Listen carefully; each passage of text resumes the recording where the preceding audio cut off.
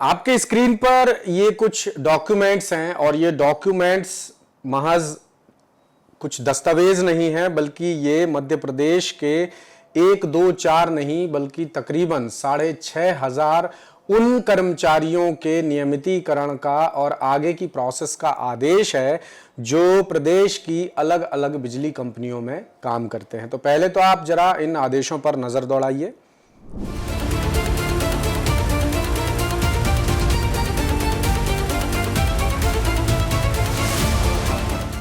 अब आपको पूरी बात तफसील से बताते हैं। बिजली कंपनियों में काम करने वाले 6,500 से ज्यादा संविदा अधिकारी और कर्मचारी अब नियमित हो सकेंगे। ये जो दस्तावेज आप देख रहे हैं ये इसी का सबूत पेश कर रहे हैं कि मध्य प्रदेश के 6,500 बिजली कर्मचारी अब होने वाले हैं नियमित। सरकार ने आदेश जारी कर दी है, लेकिन इस आदेश की पूर्ति के लिए एक शर्त का अनिवार्य रूप से पालन करना होगा बिजली विभाग के सरकारी कर्मचारियों को नियमित होने के लिए।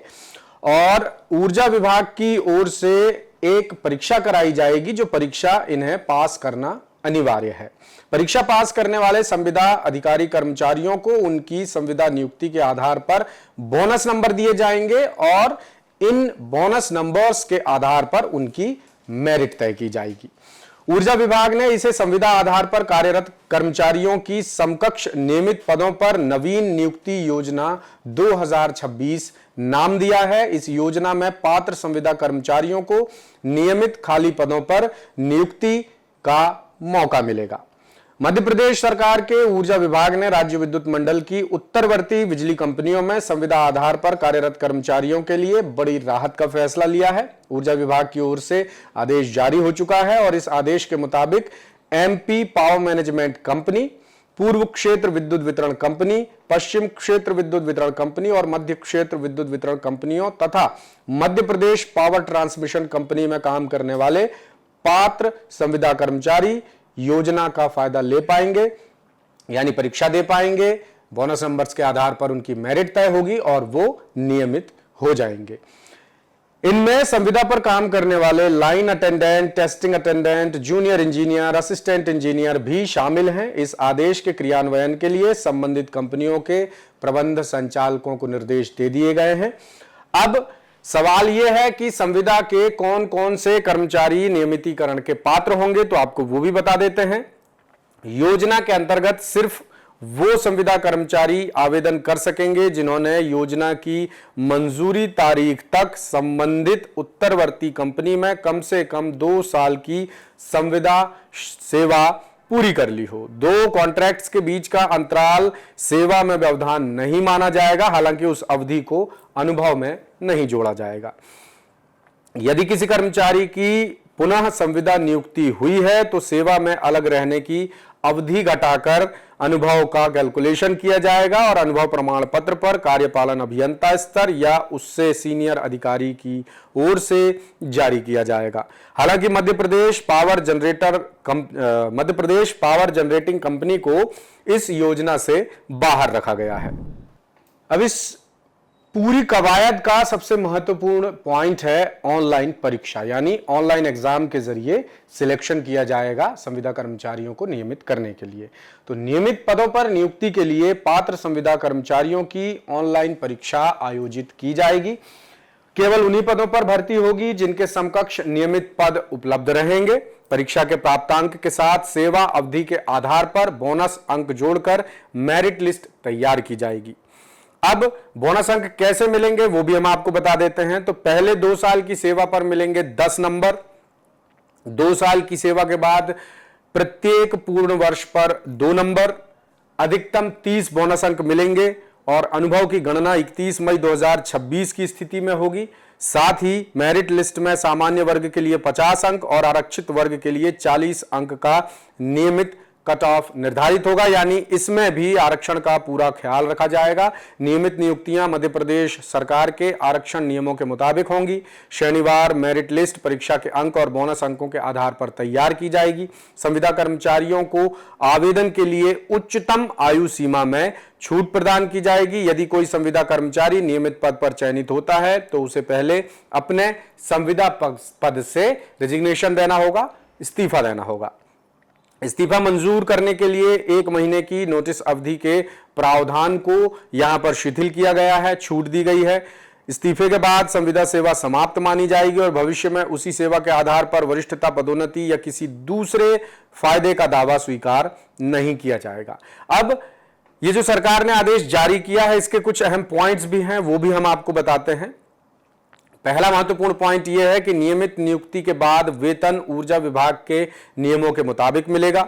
दूसरा, संविदा वेतन और भत्ते सुरक्षित नहीं रहेंगे, लेकिन नियमित कर्मचारियों जैसे सभी सेवा लाभ जरूर मिलेंगे। तीसरा, उच्च वेतनमान, करियर उन्नयन और अन्य सुविधाएं नियमित कर्मचारियों के बराबर ही होंगी।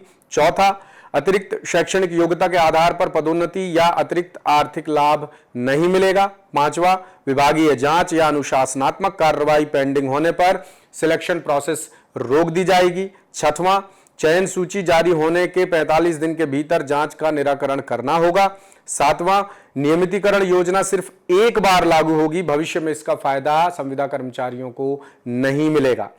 आठवां, 31 अक्टूबर 2026 तक पूरी सिलेक्शन प्रोसेस कंप्लीट करने के निर्देश दिए गए हैं। नौवां, सभी बिजली वितरण कंपनियों को समय सीमा में पालन प्रतिवेदन देना होगा। और 10वां, आदेश तत्काल प्रभाव से मध्य प्रदेश में लागू कर दिए गए हैं। अब ये उन संविदा कर्मचारियों के लिए बहुत बड़ी खुशखबरी है जो लंबे समय से आंदोलन प्रदर्शन कर रहे हैं, ताली बजाकर, थाली बजाकर, घंटी बजाकर ये सरकार तक अपनी मांग पहुंचाने की कोशिश कर रहे थे। अब यह आदेश आया है, जिसके बाद मध्य प्रदेश संविदा कर्मचारी अधिकारी महासंघ में खुशी की लहर है। उन्होंने सरकार के इस फैसले का स्वागत किया और कहा कि बाकी विभागों में काम कर रहे संविदा कर्मचारियों को भी सरकार इसी तरह नियमित करे, ये मांग उठाई जा रही है।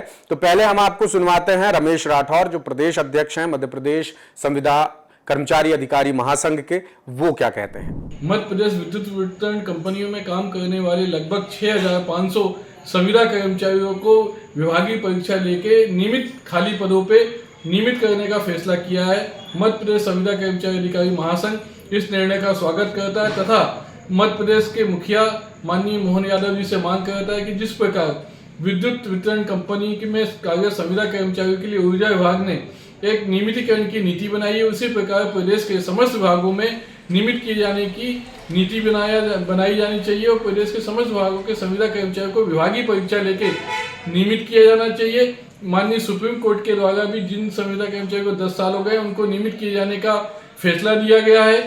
विद्युत वितरण कंपनी की नीति बन गई है, इसको देखते हुए प्रदेश के समस्त संविदा कर्मचारियों को नियमित किया जाना चाहिए। इस नियमितीकरण की नीति में 50 अंक लाना और 40 अंक लाना अनिवार्य है। साथ में 30 नंबर अंकों का बोनस दिया जाएगा। मध्य प्रदेश संविदा कर्मचारी अधिकारी महासंघ ये मांग करता है कि इस प्रकार की नीति पूरे प्रदेश के समस्त विभागों में बनाई जानी चाहिए।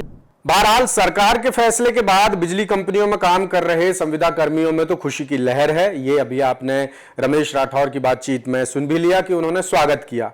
अब बस ये देखना होगा कि सरकार बाकी विभागों के संविदा कर्मचारियों के हित में कोई फैसला लेती है या नहीं लेती है, तो कब लेती है और कैसे लेती है, क्योंकि मध्य प्रदेश में संविदा कर्मचारियों की संख्या थोड़ी मोड़ी नहीं है। मध्य प्रदेश में संविदा कर्मचारियों की संख्या बहुत ज्यादा है और दसूत्र ने ही आपको समय समय पर रिपोर्ट्स दिखाई हैं। तो हमने जो पड़ताल की थी मंत्रालय से, जो हमने डेटा मंगाए थे पूरे प्रदेश के, उसके मुताबिक मध्य प्रदेश में 12 लाख से ज्यादा संविदा कर्मचारी हैं जो अलग अलग तरीके से, यानी माली से लेकर मैनेजर तक की जिम्मेदारियां संभाल रहे हैं। सरकार की मूलभूत व्यवस्थाओं में, प्रशासनिक कामकाज में, सिस्टम में डंके की चोट पर कदम से कदम मिलाकर साथ दे रहे हैं। वो लगातार ये आरोप लगाते आ रहे थे कि सरकार उनसे काम तो खूब लेती है लेकिन समान काम के बदले समान वेतन नहीं देती। तो मध्य प्रदेश के संविदा कर्मचारियों में खुशी की लहर है और वो ये आसार भी जता रहे हैं कि हो सकता है कि बिजली कंपनियों के बाद सरकार और भी विभागों पर फोकस करे